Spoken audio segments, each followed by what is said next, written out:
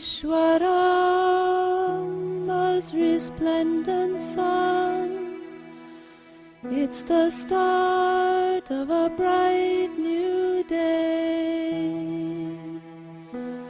Time to rise, time to shine, Lord divine. Time to lead us along life's way. Awake, Lord of Buddha party. Awake, O Lord, over all mankind.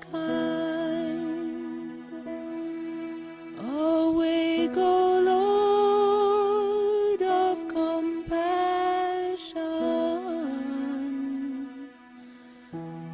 that the world good fortune may find.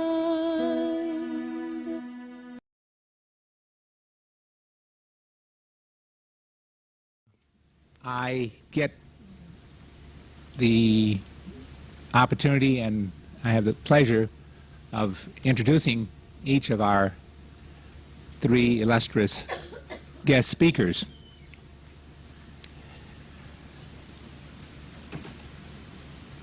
Dari Ogunkalati is the central coordinator for Africa. And as we all know, Africa is a continent, not a country. There are many countries in Africa.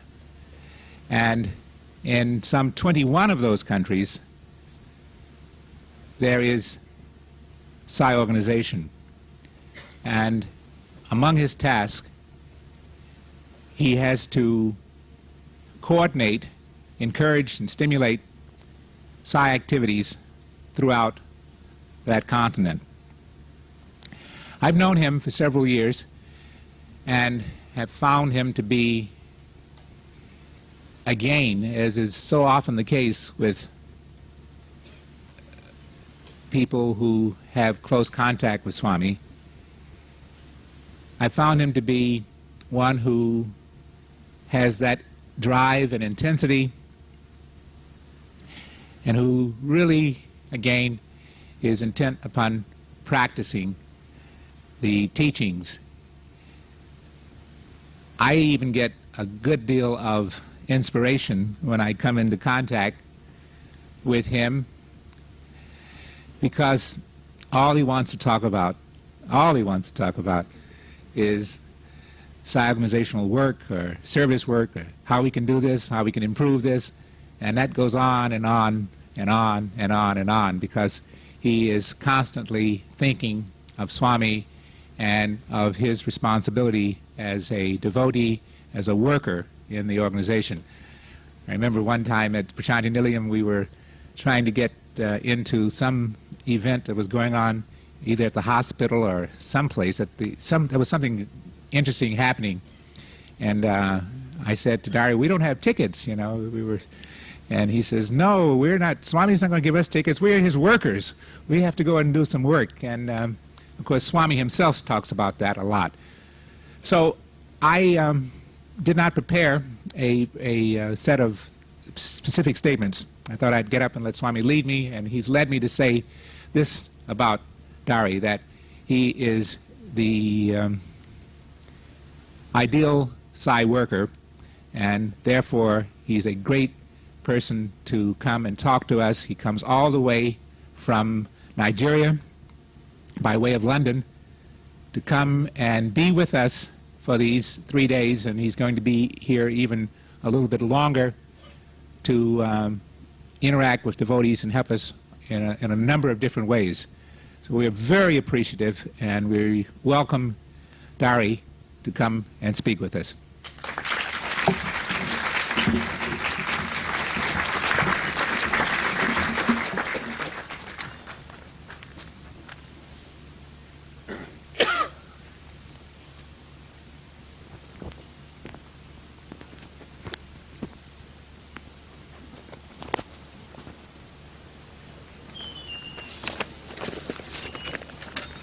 Siren brothers and sisters.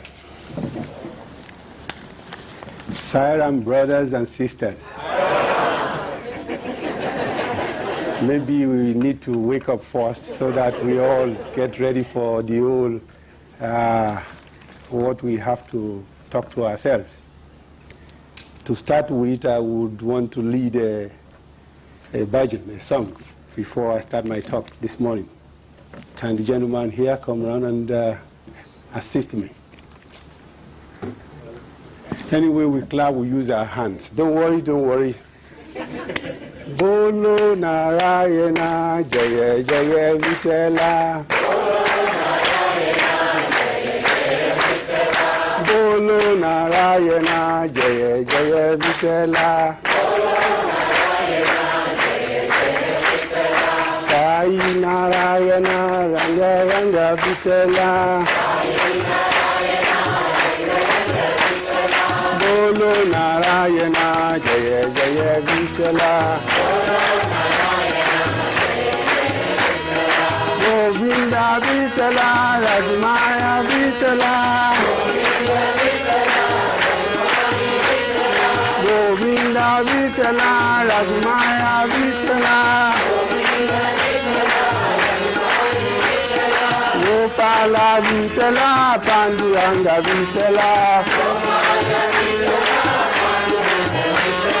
Gopala Vitala Panduranga Vitala.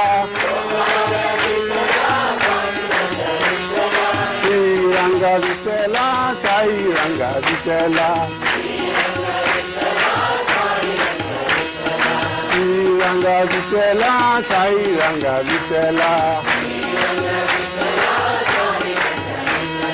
Bolo Narayana Jaya Jaya Vitala. Goku Narayana Ranga Ranga Vitala. Sai Narayana Ranga Ranga Vitala. Bolo Narayana Jaya Jaya Vitala. Govinda Vitala Ragmaya Vitala. Gopala Vitala Panduranga Vitala. Sri Ranga Vitala Sai Ranga Vitala. Sri Ranga Vitala Sai Ranga Vitala. Bolo Narayana Jaya Jaya. Thank you, thank you, thank you. Foremost, I have to thank Brother Harvey, as well as Dr. Gostin, for inviting me here to come and be with you for this occasion, as well as the organizing committee members for this retreat. It is a very, very, very great honor for me to be called upon to come and address this spiritual retreat. Apparently, I'm not going to take much of your time because I have a very short, limited time given to me for this occasion this morning. So I wouldn't like to go into so much of protocols. One, I'm being asked to come and talk about my experiences with Swami, the Sai organization in Africa, as well as to come and address the young adults. But this morning, they've allowed me to come and talk about my experiences and probably the Sai organization in Africa. I would like to crave your indulgence for us to bear with me that I have very little time to go through all these things for you. So you would probably, after the occasion, we might probably talk to ourselves about certain things you want to know. Because I'm sure if I have to stay here and start talking about my experiences with Swami, I can stay here for the next 7 days and start talking to you here, which I'm sure we don't have the time for this. First of all, I want to mention briefly about my contact with Swami. That is, how do I come about meeting Swami? We've had a bit of how I work, and all this working affair, they are all by the grace of the Lord. So if you really want to walk, just deliver yourself at the feet of the Lord. He will direct you. but you need a bit of sincerity to do this. So, ready to be a worker, leave that to Swami. He will guide us and give you the honor to do this. Some of you had copies of my books, that is the Africa for Sai Baba. Inside these, I've already written how I came by Swami. But for the benefit of those who had not the opportunity to go through this book, I will start like this. I heard first about Swami in 1984. That was July 1984. This summer afternoon in London, a gentleman came to my house. Apparently he came with his daughter. They were passing through, and the daughter happens to be a classmate to a girl living with me in my house at that particular time. They were together in the same school. The man stayed there for about just 15 minutes, and he was about going. During the course of discussions, he was about introducing himself to me, and he wanted to give his complimentary card to me, the business card, the usually exchanging of cards. During this process, one card fell down from this gentleman's wallet, face down. I helped him to pick this particular card. At the back of the card, we had so many sayings there, so many things were written at the back of the card. Very beautiful things. I wanted to hand over the card to him. All of a sudden, I turned the other side of the card. There I have this picture of Swami. Looking at this picture alone, something just came inside me that I want to see this man. The man was so stunned. I don't know the man from anywhere, that gentleman who came with that card from his wallet. Apparently, I don't have any Indian friends. I haven't been to India. I was still my Christian, and I'm still a Christian anyway, till now. So he was worried that, why do you want to see him? I said, something in me said I should see this man. He was so surprised. First of all, I asked him, can I keep this picture? Oh, you're blind. And he said he's going to come back to me in about 2 hours' time. Okay, fair enough. He went. I kept on looking at the card. And that thing said to me, I must go to see this man, wherever he is. That gentleman came back with his wife about 4 hours later. They came with certain books that this is all about that the man in the picture. I told him, I don't want to read any book. Tell me, how do I get to this man? Well, after asking him too much about how do you assist me to get there, then he told me on Monday we will meet in my own office. He will go with me to one of his friends and check how do I get to India, how much it's going to cost me to get there. So Monday morning he came about 10 o'clock into my office, and we went straight to this travel agent, not far from my office. He happens to be his friend. The gentleman worked out how much it's going to cost me to go to India. There and then I gave him my card, and we paid for the journey. Then he gave me the description how to get to Bombay, from Bombay to Bangalore, take a taxi, and you are in Puttapati. That's all he said to me. I thanked him, and he left. Unfortunately, we programmed, that ticket was for me to go to India 8th of September 1984. Just about 2 weeks in between that time. Unfortunately, I couldn't make the trip because I had to go back to Lagos. Well, this is on my business. So I went to Lagos. I was held up there business-wise, so I couldn't go that September trip. The gentleman came to check whether I've been to India after my return from Nigeria. I told him I couldn't make it. So he told me I should go there by November, that is Baba's birthday time. Okay. We changed the ticket to November. Again in November, I had the business call back in Lagos. I couldn't make the trip. I was held up in Lagos till the Christmas time. So Christmas time I had to fly back to London. Apparently my home is in London at that time, even till now, where my wife and the children stays. And I have my office there as well as my office in Lagos. So I came back to London for Christmas with the family. The gentleman came to come and check if I've been to India. Then I told him, sorry, I couldn't go because I have this pressure of work and this we were doing with the governments there, so I couldn't leave the job and go up to India. But I promised him and promised myself that after the new year, whatever I need to do, I will try and finish it by January, February, I must go to India. Well, with His grace, this was made possible in February. I left London on the 2nd of February 1985 for Puttapati.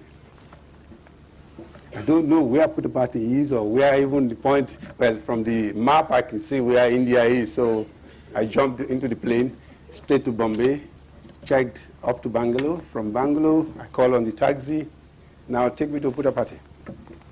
The taxi man took me there. We arrived there Saturday afternoon, around 1 o'clock in the ashram. I asked them, where do I go from here? They said I should go to the accommodation, do the registration. Well, I went in there, I did the registration. Then they said I should go in for the room, to the accommodation room. I got to the accommodation room. There they gave me a slip to go into what we now regarded as the West Prasanthi now.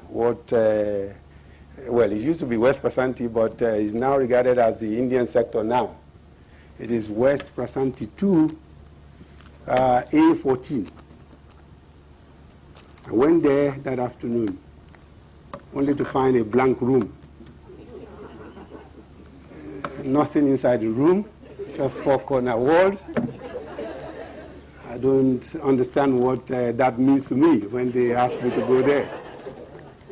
I went back to the accommodation that I told you I wanted the room and you gave me a key to a place. They said, yes, that is the room. I told the gentleman that room there was no bed, nothing. Where am I going to sleep? One gentleman came from there. He said he's going to give me bed. Oh, I thanked him. So we went back together to the room, only to give me what we regarded as spring. That's just the spring, not even the mattress, the spring. Then I asked him, where's the mattress? He says, okay, he's going to give me one. He went back and brought the mattress.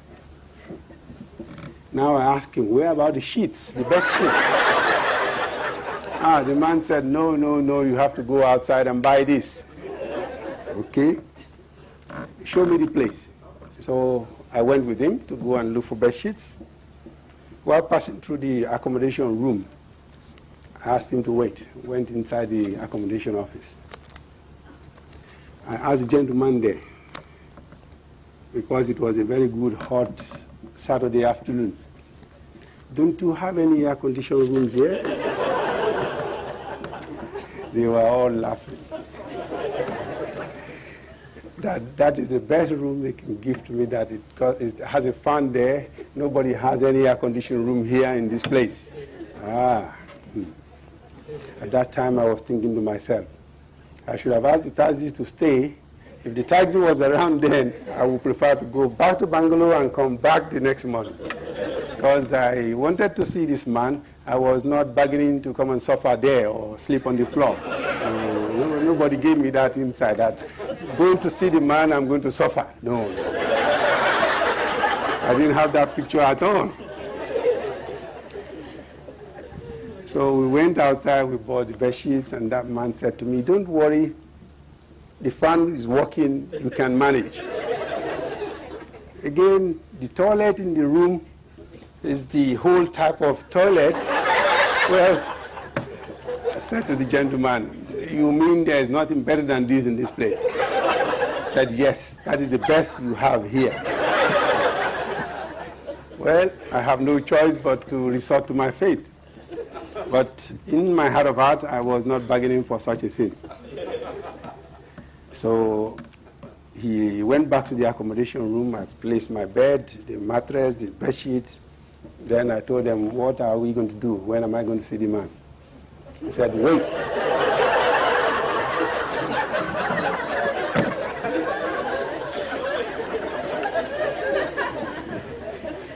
They said, wait.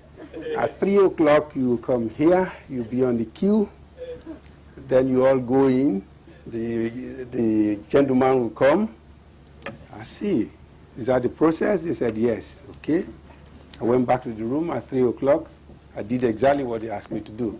So lots of people standing there. We fall in line and we went inside. We all sat down, expecting. About 30 minutes later, the gentleman came. He came out of the room, went around the women's section, and was taking letters, going through.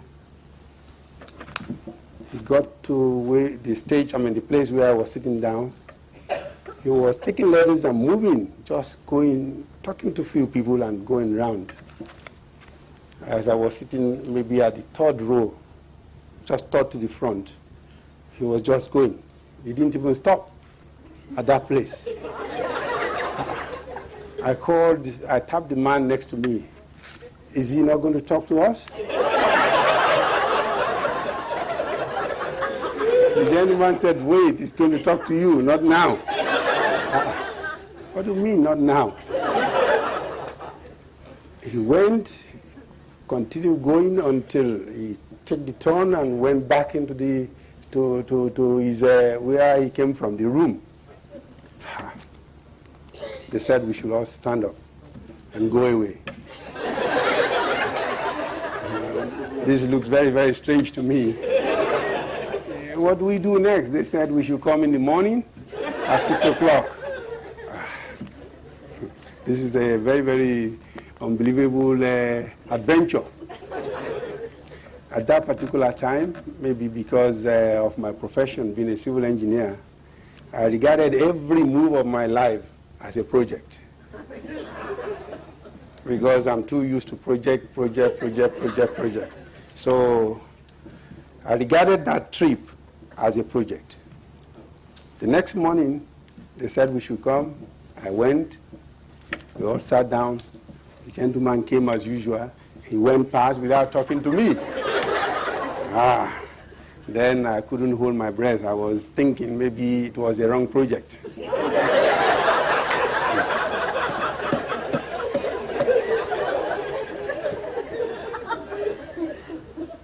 After dispersing that morning, I was lucky to see a few black. Well, I don't know where they come from. Apparently, they happen to be in the end from America, and that is Reverend Pipes, Robert, and Rune Harris. So they were around. These are black people. Then I went straight to them. These are my people. Come. Come and tell me, what do we do here?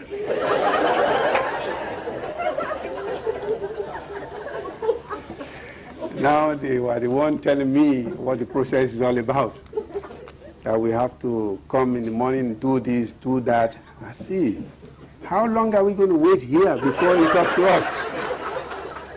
They said it depends on your love. You don't have time. Coming to India, I have only 10, 12 days to stay. I cannot stay more than that. He said, don't worry, you might be lucky. He's going to call you between the process. There they told me there is an African there at that time called Frank. They introduced him to me. So now we became 4 black people. Now that one says, don't worry, he's ready to tell me how to go about things. I agreed. That was on Sunday. Monday we went through the process again. This man didn't talk to us, to me. Well, I thought probably this is an unsuccessful project to me. I gave myself a sort of thinking that if he didn't call me on Wednesday, that means it's a failed project. It's not a good project for me. That Frank said to me, don't worry. On Monday, he took me to one high tree. That place, I couldn't believe I would climb that distance in my life. He said, go there, pray to him, talk to him, he's going to call you. I see. We did all what he said. I prayed and talked to the man there. That was on Monday afternoon. So Tuesday morning, the man came as usual, and here he says, come to me. I don't know what that means, come. So they said, go, go. I see, I stood up. Where am I going? Then they showed me this way. I went under the veranda. At that point in time when I was going inside underneath the veranda, somebody was saying to me that this is a turning point in my life. Well, we eventually went into the room. He talked to us that day, and later he took us inside one by one into the room. I was inside the room with this man. At that time, I was about 42 years of age. And the man told me everything about my life since I was born to that date that I could not believe, because I don't know who could have told him all these things. So all I said to him was that you are very, very correct.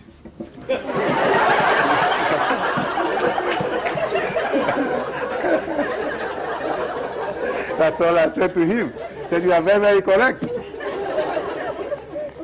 Then he told me about my future, and he said, you don't worry, you can go. I see, I was so happy. So I left. That was on Tuesday. I left on Wednesday from the ashram. Then I'm back to London. Now from Bombay airport, when the plane takes off, on my way back to London, now the drama of my life started. The gentleman was sitting by my side from Bombay airport when we took off till we get to London Heathrow airport, chit-chatting,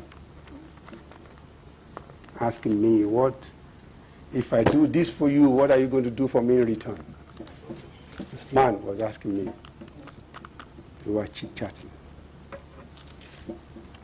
I made some promises. He made some promises to me during that trip. Before the plane was coming down at London Heathrow, he vanished. There and then, I realized something was working. Is it real? Is he gone? Well, I've given some promises, which till today, with his grace, I've been able to keep.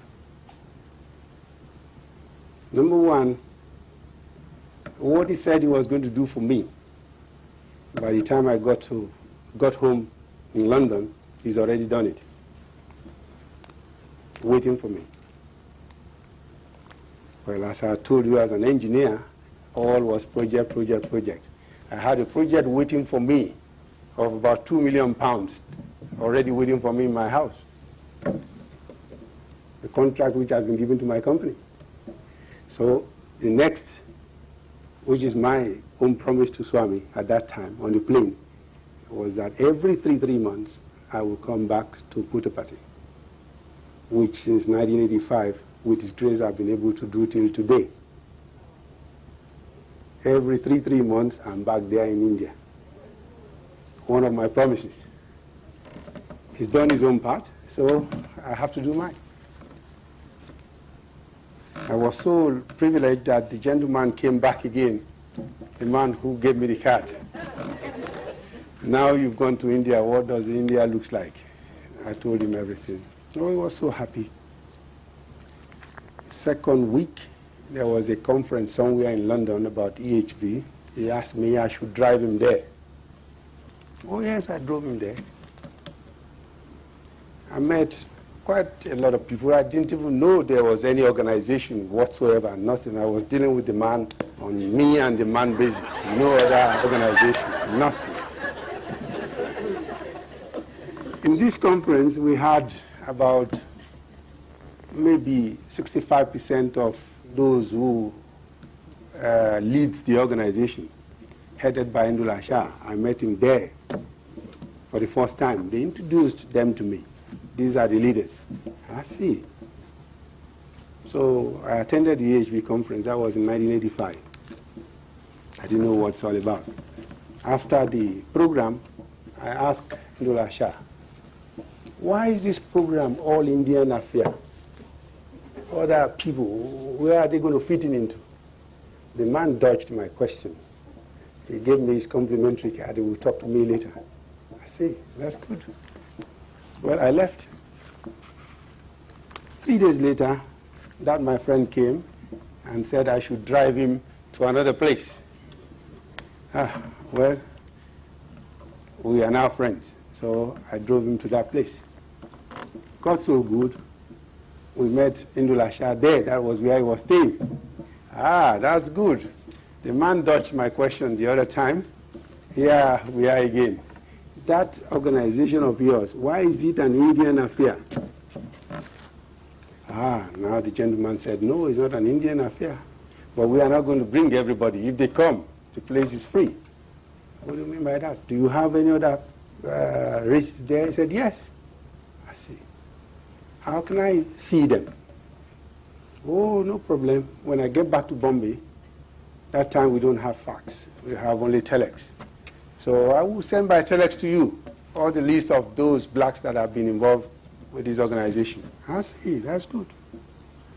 3 days later, he went and he did exactly what he promised. That fax came, the telex came. During that conference, I met Victor Kanu for the first time. He's a black guy, so at least I can relate with him. When I got that telex from Indula Shah, I phoned Victor. This is what I got from that gentleman from Bombay. How are we going to go around the African continent and wake our people up? At that time, I was doing this on one of the promises that I gave to this man on the plane. Are you with me? All I was doing then was one of my promises on the plane. Okay. Victor said, no problem, we should write to these addresses. If they respond, then we'll see how we're going to meet them. Oh, that's good. We set up a letter, posted these letters to them. Now I said to myself, on this list, we have people from my country, Nigeria, there. I see, from Ghana, from Nairobi. By virtue of my business, I have consultant friends in these two countries, Ghana and Nairobi. And Nigeria happens to be my country. Let me start from my country. So I went back to Lagos, checked up on those 3 names, and I found them. They were already holding badges somewhere. I see, that's very good. I introduced myself to them. I am here to wake you up that you have to do more than what you are doing now. Some of them didn't know, who is this guy? What is he talking about?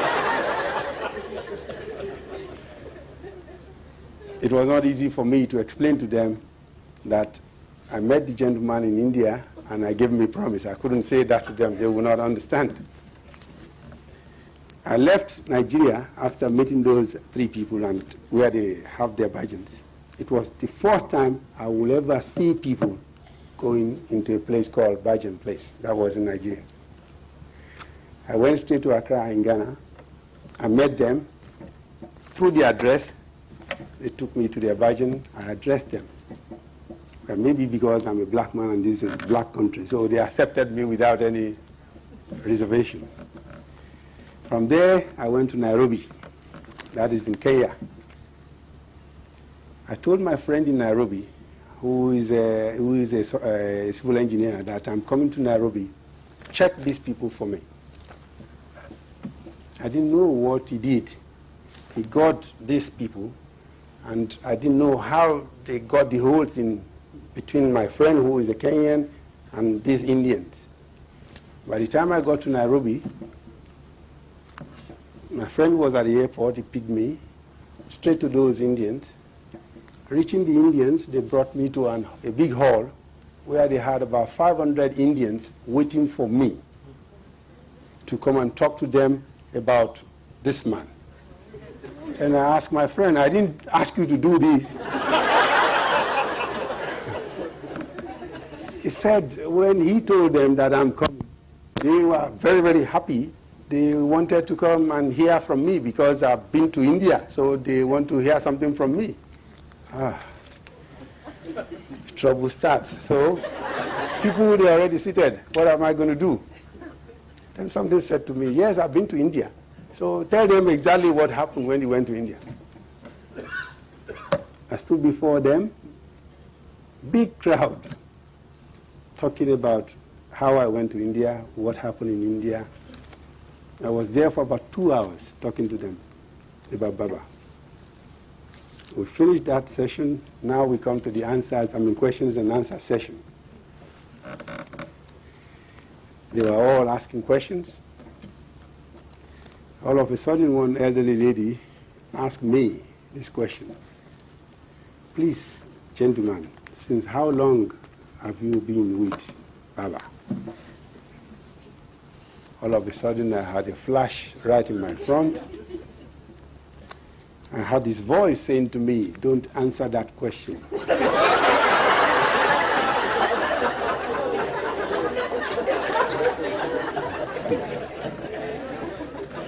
He said to me, you are not the one talking, I am the one talking.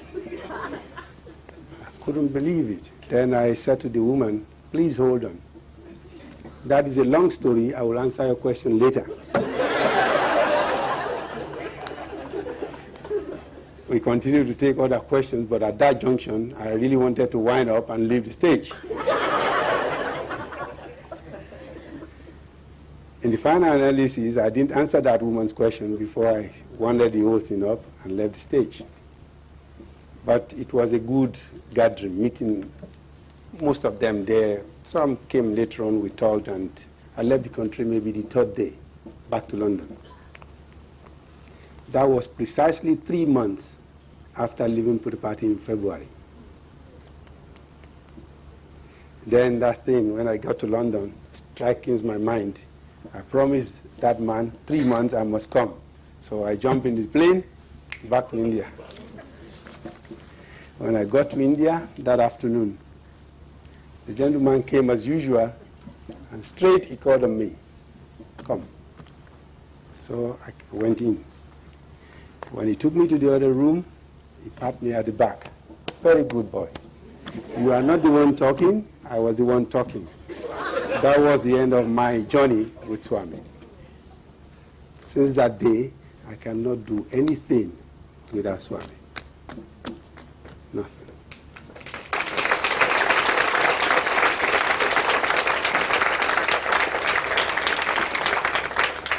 Like Dr. Harvey said, I was lucky, being privileged that from that day onwards, I have very, very good link to the Lord.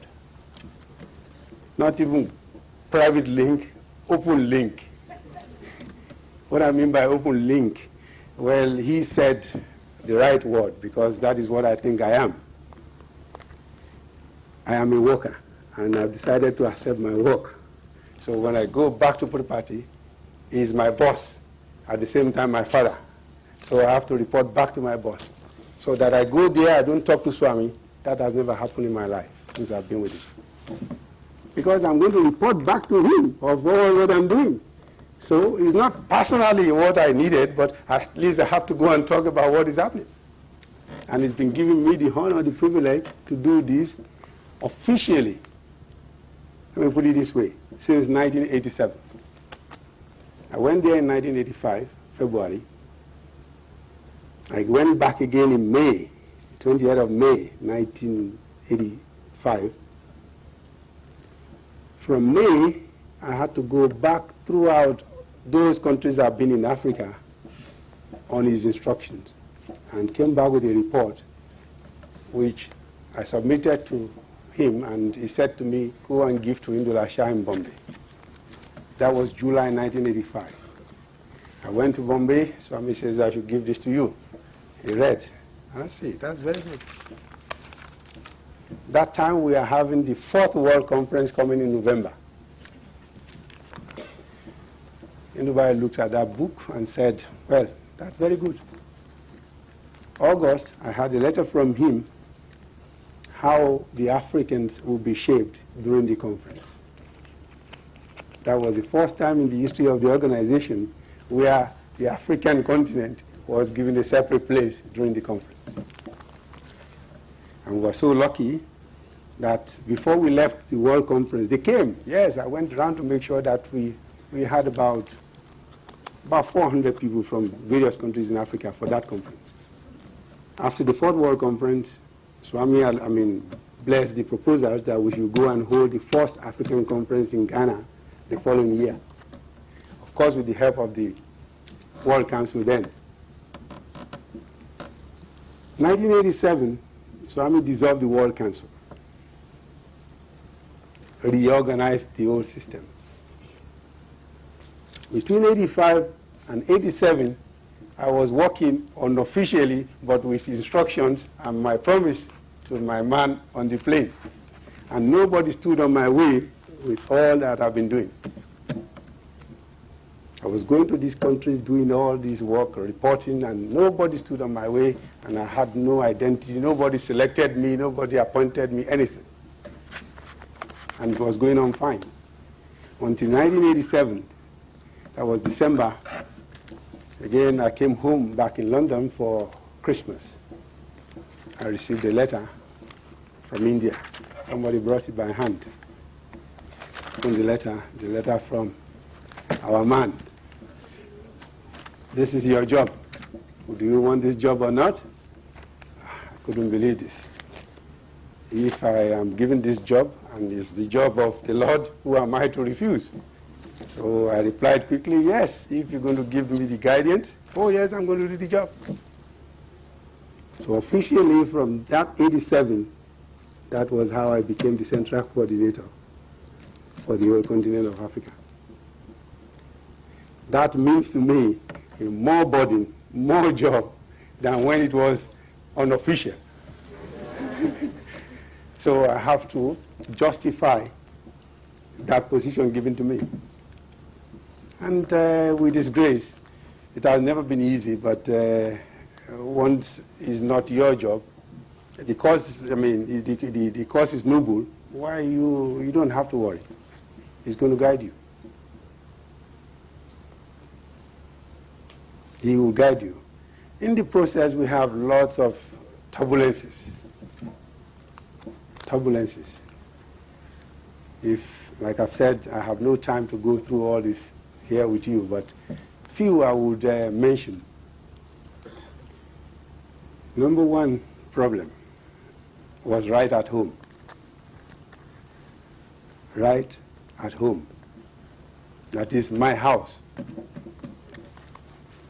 When I came back from India, first thing I told my wife, that was in 1985 February, in this house, we are stopping to eat meat from now on in this house. By December, we will stop to eat fish in this house. No smoking, no drinking in this house. Well, as usual, the woman said yes, but in her mind, she's not happy.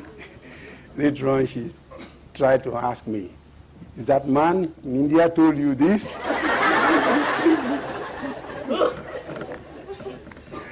I said, no. He didn't tell me anything, but that is what I want to do. Can bet you he didn't go on, he didn't get down well with my wife, no, and the children. I usually travel out, so they didn't worry so much. After my departure, they would buy, my wife bought the usual chicken and cooked. She had one portion of the chicken.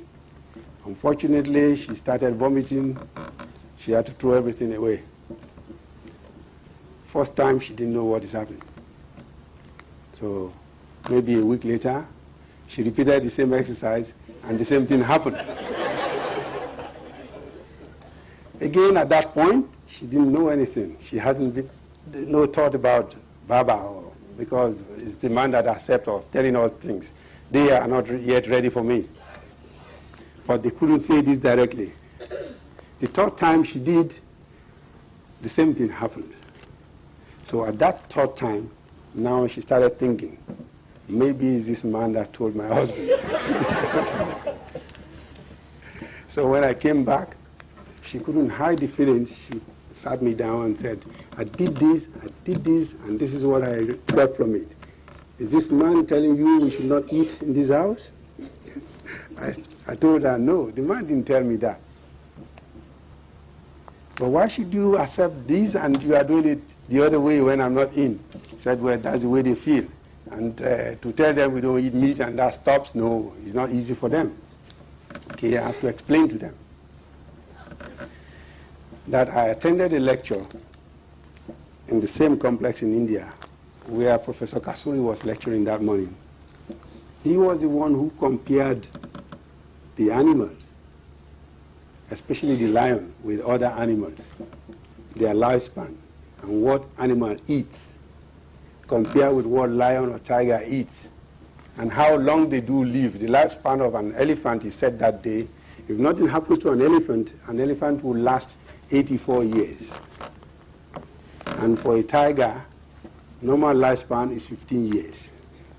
And that huge elephant lives on nothing but vegetable. So which of the animals do you want your life to reflect like?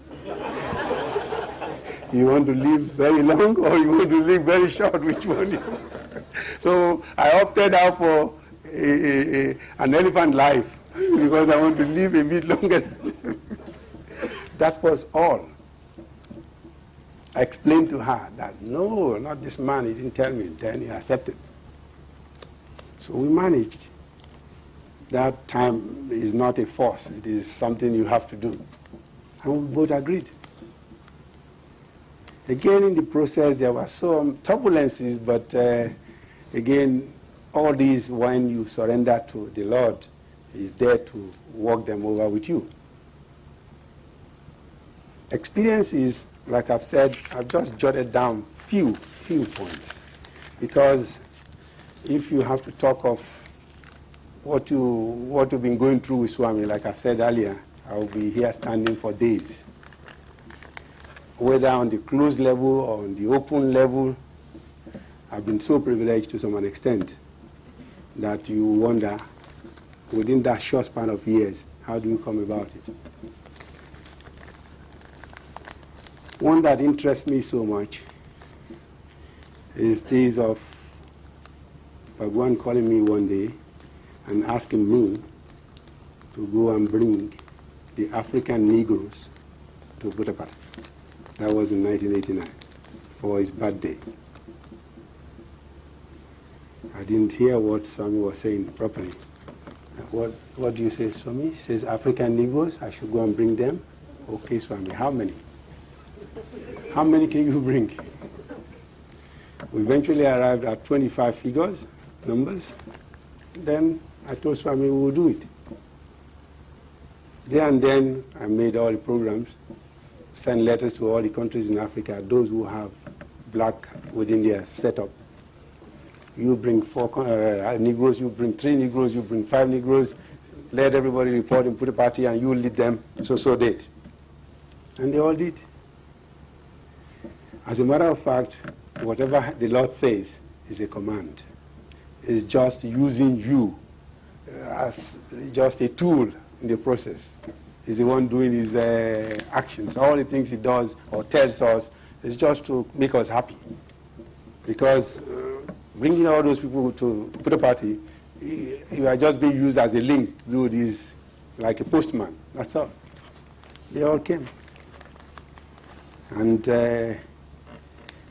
during their trip there, as somebody invited by the Lord, it was unbelievable entertainment. Lavish entertainment.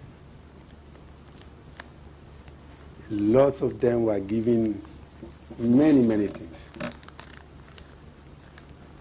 including money. When I say money, so I'm doing like this. dollars. Not rupees. Just like this. Dollars. Materializing for them to go and spend. So many gifts. When they were all going, again, Swami called me early in the morning. After finishing talking with Swami, I asked Swami, they wanted to take photographs with you, the Negroes, before they go. Oh, Swami was so happy. He said, when? I'm ready. He said, maybe in the afternoon. Yes, Swami agreed. So I called the Negroes and told them, some of them wanted to go that day. Please, Swami said this, that he's going to take photographs with you this afternoon. So if you want to wait, this is an opportunity. But please, be sure if the Lord doesn't call you, please don't blame me, because I'm just reporting what he said to me. So if you really deserve that photograph, he would call us. Well, maybe one or two of them went, and the rest stayed. That afternoon, I cannot forget this experience. Swami came out of the room for usual afternoon dashing. He went straight to the students, take the prasadam and bless them. Instead of Swami going out usually for the dashing, Swami went back into the veranda and called on me. Stood up. Where are your people? I went out and called these the African Negroes. They all stood up and came, and that was the end of dashing that afternoon. We all went in with Swami, and there was no dashing for that day. So I told the Africans later on, what do you call this type of entertainment? He wanted you because we came with 25. I was explaining to those 25 that you are very, very lucky, because I'm sure there will be several blacks in your area. So for you to have been chosen and to be here and to receive all these blessings from the Lord, and those who got money, I'm sure half of them got money. Half of them. So I gave them money. So if the Lord does that for you, what are you going to do in return? Because part of his teachings, he says to us, the life is give and take. If he is ready to invite you to bring your people and is ready to lavish, entertain them, you have to do something in return. And that is the most important thing that I would want to leave this morning before I leave the stage. To us devotees here, what I've been talking about is just like entertainment, entertaining you with experiences, which to my mind is good. Some devotees want to hear stories, miracles. But at a certain stage, you should go above that entertainment stage. Now, teach ourselves, educate ourselves. Where are we coming from? Where are we going? Are we really his devotees? Are we doing what he's saying, not telling us to do? Some people might feel in their heart of heart, oh, Mr. Dari is lucky. Are you saying because in the past year he's done something good? What about you? What Mr. Dari is ready to do to leave the wife and children and fly about spending money or spending rates from the bank. Can you do that? Before you ask Swami for blessings, grace, what do you want to give back to Swami in return? If you are not prepared to give Swami anything back, don't expect anything from Swami.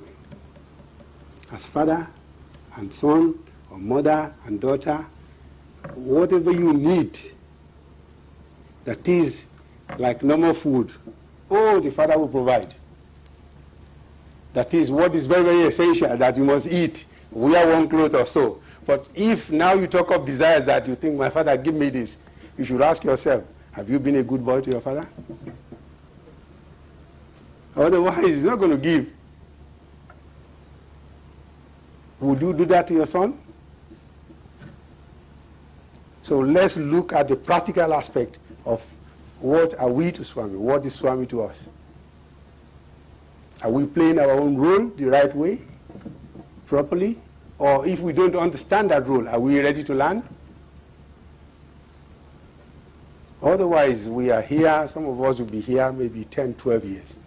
If you go through the Sanatana Sarati, the current one, Swami mentioned there are devotees inside Prasanthi. They've been there 10, 12 years, and they are still zero. You and me, we go there. They live with Swami every day. They see Swami every day. When you and me, we go there, they still want to push us back. They want to be with Swami. Then why have you been staying here? You should go out then. You have not gained anything if you still want to cling to the form. He mentioned in the Sanatana Sarati to them, 10, 12 years you are here, you haven't changed. You are not better off than those who are coming every day. So to us, we here, we should ask ourselves, since I've been in this center, I've been following Swami, what changes can I say in my life has changed, happened? If you cannot ask yourself that question, I'm very, very sure something is wrong somewhere. Check this properly. Let me give you a small joke. After many deliberations at the World Council level, we had so many thinking, so many things to improve. We sit down at that level to discuss how we're going to help the organization to grow, the centers to grow. But from certain points, some of us came with one particular sort of point that we classified the devotees at the centers into 3 levels. We use the athletics terms to categorize them. Number 1, the first set of devotees, the first set, we regarded them as sprinters. When you go on the field to run, well, 100 meters, 200 meters, they will run. When they come to centers, they're ready to work for first 4 years, 2 years, 3 years, you see them active. After 2, 3 years, the petrol is finished, they cannot move. Those are sprinters. The second group are the group we call distance runner. Those in that group are those devotees that they just keep on running. The usual devotees, when I come here this year, the ones I'm going to see here next year, the same the following year, they are there running. They are not winning, but they are still running. The third set are those that are running backwards. And those devotees that are running backward are those ones that, since they joined the center, they have more enemies than before they come into the place. We are all laughing, but we can ask ourselves, we will be in one of these categories. When they come to meet Swami, they are worse off now than that time, because they're running backwards. So we should ask ourselves, there are reasons for we finding ourselves in a place. If you find yourself in a place you don't like, you should know what to do. So before we all leave this place, probably tomorrow or next tomorrow, we should keep this at the back of our minds. Take this on as a message from this conference, that whatever you are doing, if you don't like it, please don't do it. It will never work. You either develop gradually an interest to like what you are doing, otherwise it will never work. Whatever you find yourself doing, you either develop yourself gradually to like that thing, or else in the end it will never work.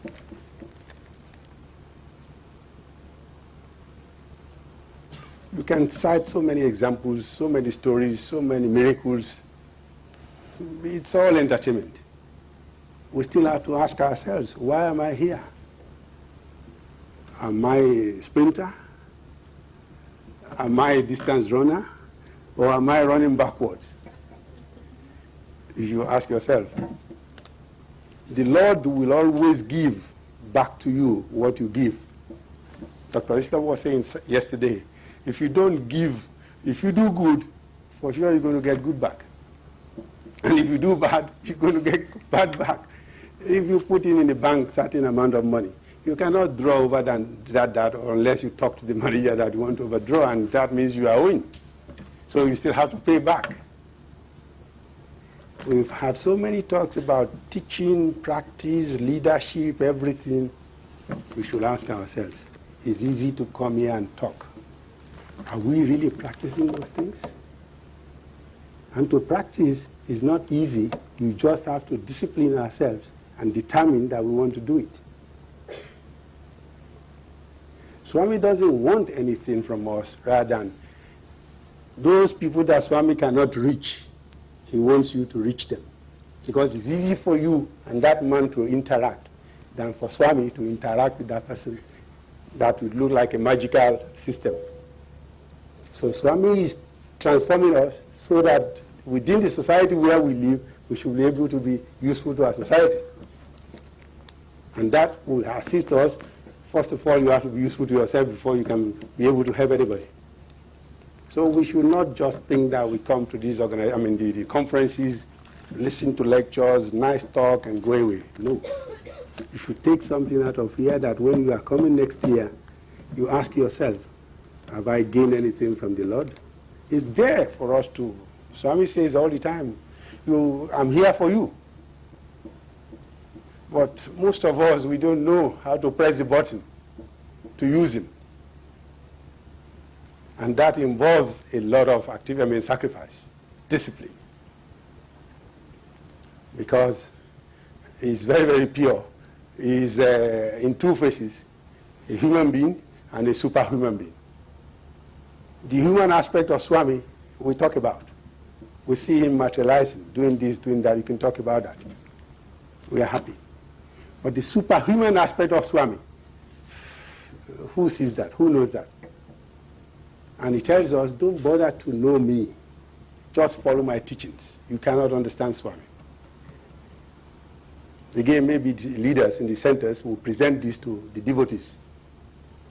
At the centers, don't try to understand Swami. You can read books by philosophers, many people writing books. This is my experience. No. Read what is going to tell you about Swami's teachings. Read more of the Vahini series. Read more of Satya Sai Speaks. Those are the authentic what Swami said and what Swami wants. All this Africa for Sai Baba, this book is just sharing of experiences. You want to understand Swami's teachings and follow the teachings. He will always be with you. You want to cut corners? No, you can't cut corners. So, brothers and sisters, I'm sure my time is up, and I'm looking at the gentleman. We are going to go into question and answers. Do we have that time? 5 minutes, please. And we have an evening session, even panel also. Oh, yes. I'm going to be in the panel again. Yes. I see. That's good. So we can have questions. I see. So just 5 minutes to now. Now for the questions. We go in the evening for the question. Yeah.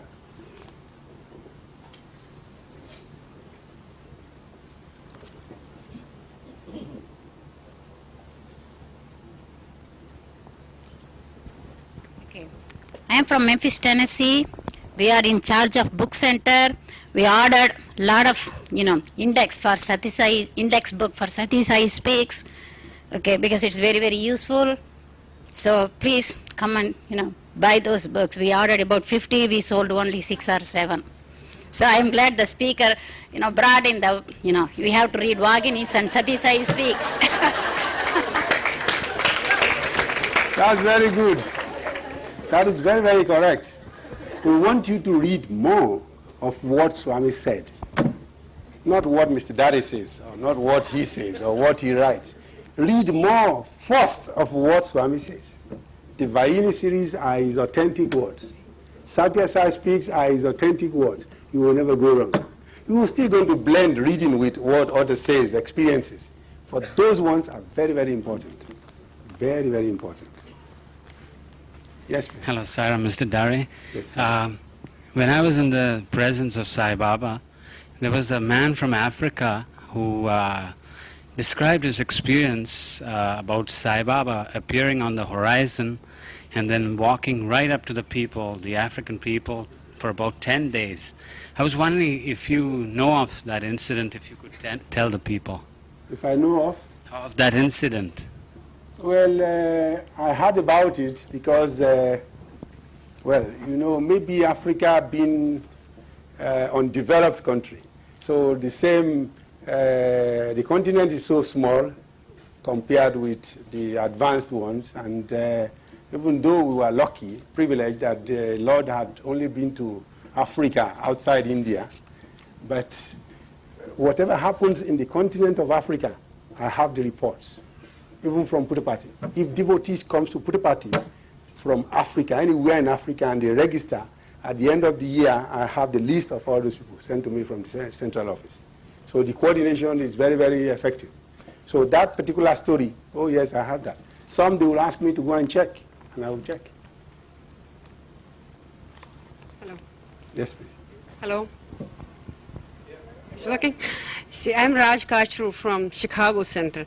I was wondering when you said that Sai Baba was sitting by your side when you're traveling from England, from Bombay to England. What was he wearing? How did you feel he was Sai Baba? How did you think he was Sai? Because I have heard one of my friends also once long back said, as you say, some people come and then go, and some now she comes and goes. But then she also told me one day that Baba was sitting by my side in the car and eating apples with her. I thought she was crazy. I mean, but she is a professor. She's a PhD. I mean, I thought she couldn't be that crazy.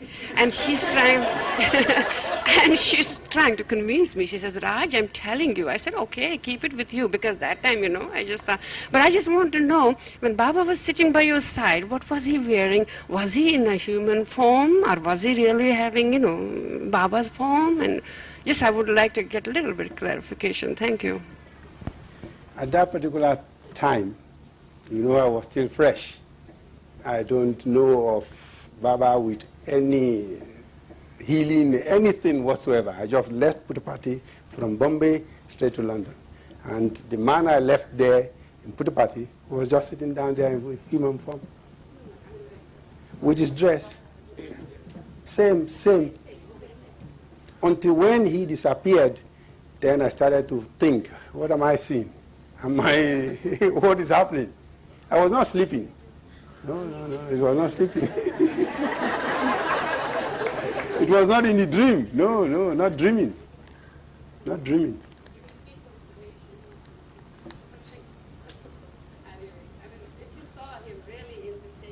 The same form. And I told you I was in Nairobi, and when I came to Puttapati, he called me and said, tap me at the back, you are not the one talking, I'm the one talking. What will I do? At least that one was not even physical. It was a light that strikes in my heart.